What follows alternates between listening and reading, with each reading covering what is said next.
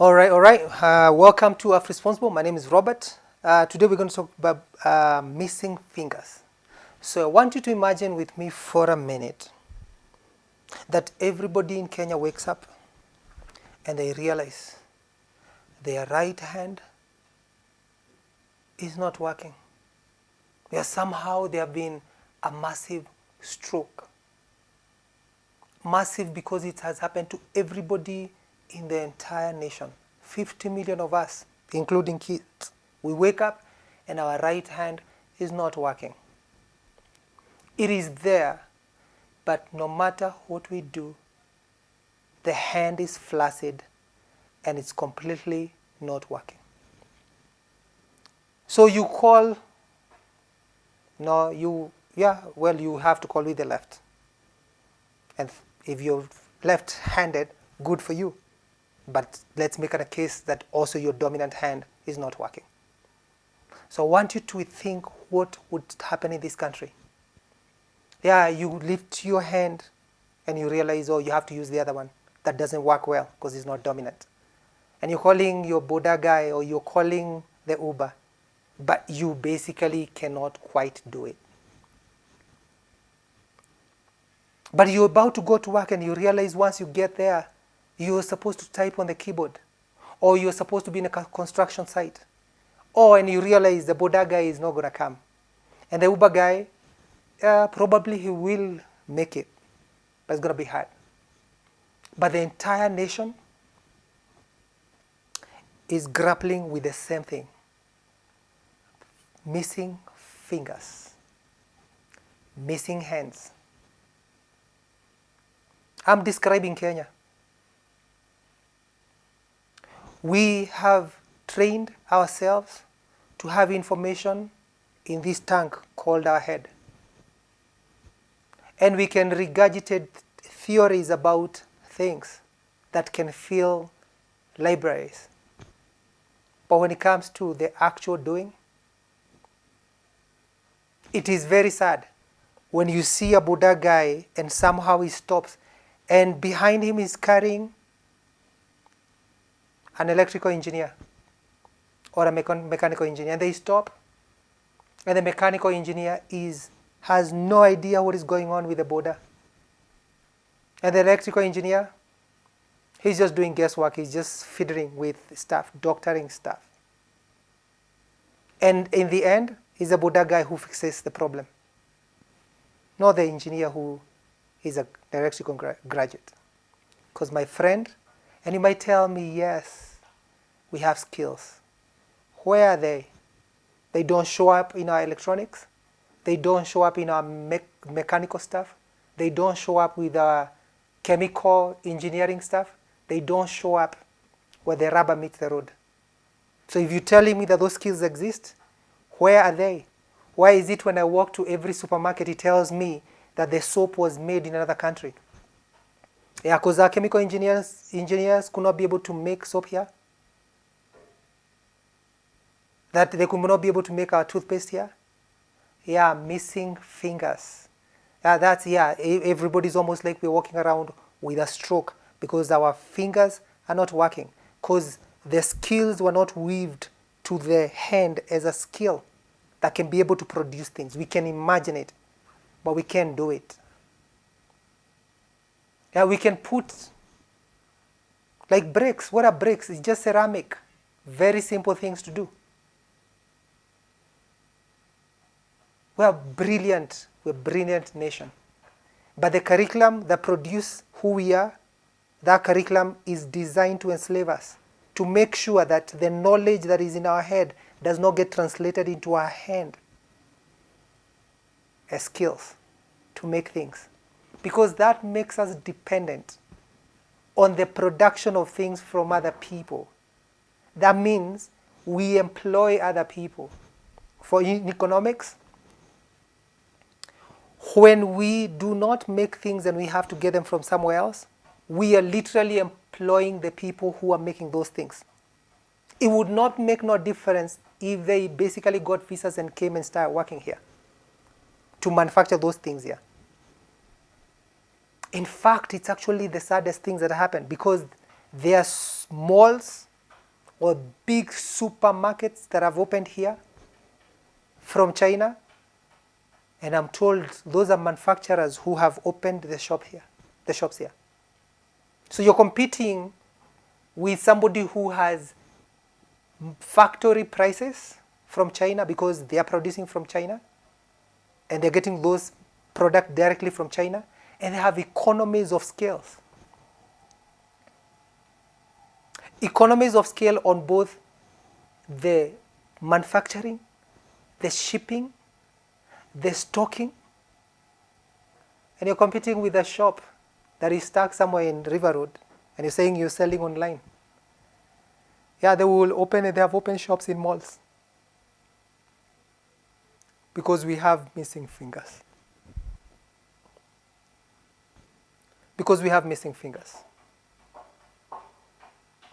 So we will bleed out. Because as we have those manufacturers literally working here, because that's what is happening, it's just that we can't see that. Those manufacturing, the people manufacturing things in China, selling directly here, they have factory outlets here, that it is a super pipe to hog and suck everything back to China. That is money. And for us to sustain ourselves because there is no circulation, we have to be transfused, and I've done another video about that. Because we have missing fingers. Until we wake up to that, I have to say it again. Our short-sighted leaders have woken up and have said, you know what, we are going to ship this biggest resource of this country to other people, to other countries, to work in those factories. And for them, they're not even working in those factories.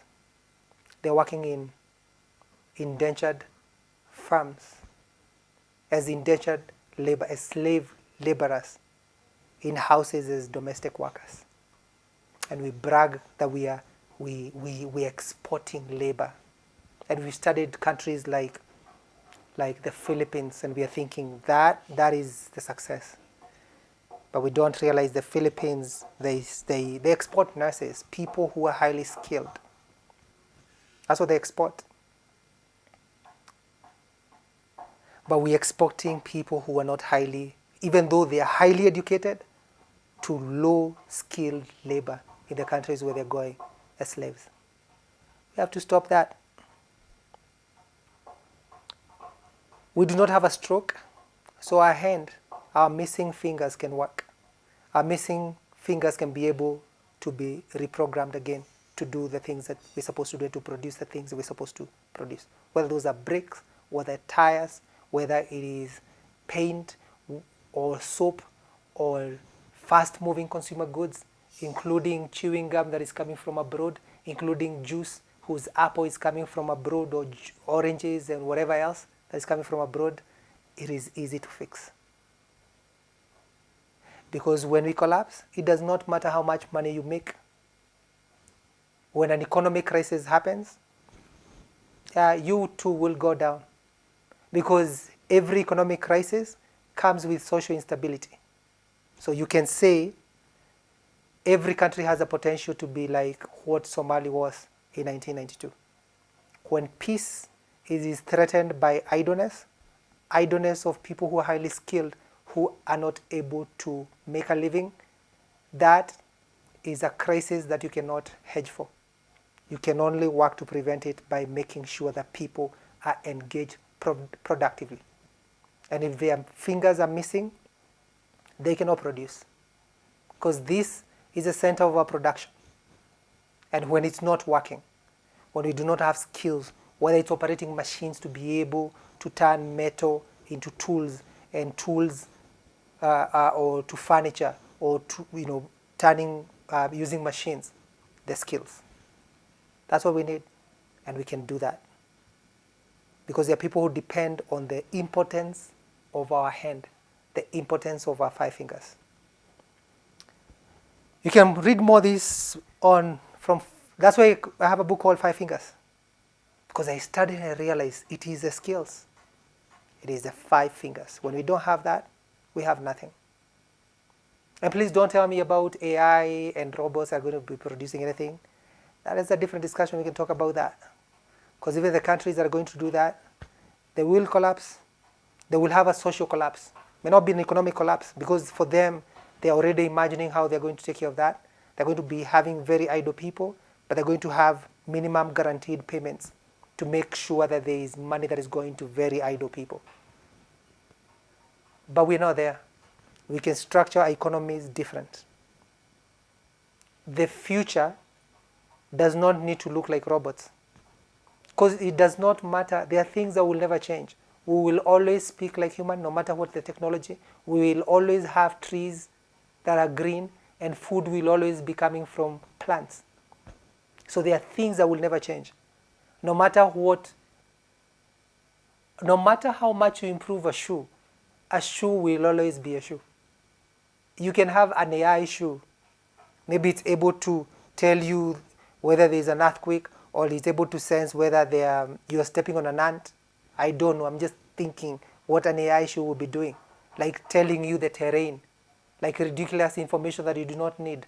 Even if you have an AI shoe, no matter how technology improves in the future, even 1,000 years from now, our bodies will never change.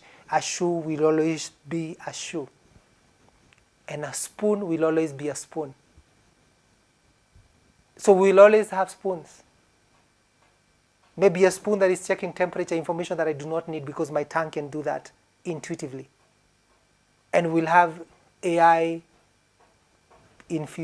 spoon. But a spoon will always be a spoon. And a cup will always be. We will always sit on a commode to help ourselves. We will always sit on chairs. So there are things that will never change. So don't be confused about the move of digital economy. Digital economy will never replace the physical economy. There's a barrier. There is just like sound barrier. There are certain barriers you cannot cross. Because we're not trying to be spirits. Being an AI is being a spirit. We'll always need 5 fingers. Even when that is produced by machines that are automated, yeah, we can do it here. Because we're going to use our own materials. That is going to create economic activities.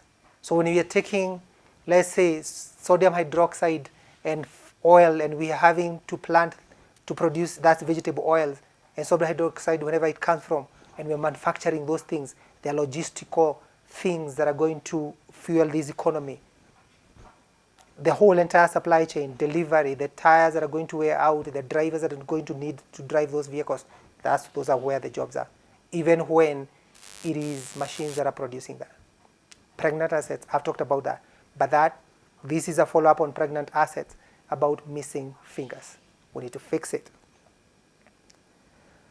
That's all for now. My name is Robert. I've written 4 books, 5 Fingers, Money Circles, Dollar Alt, and President Advisor. So if you like to support this channel, this show, go ahead and buy that from Nuria. It is in Nairobi, and you can buy that online. They deliver everywhere in the country and actually in Africa. And if you're abroad, you can buy the books from Amazon. I'm going to put a link here and my number in case you want to send some coffee, support what we're doing. God bless and have a good day. Responsible. Africans being responsible.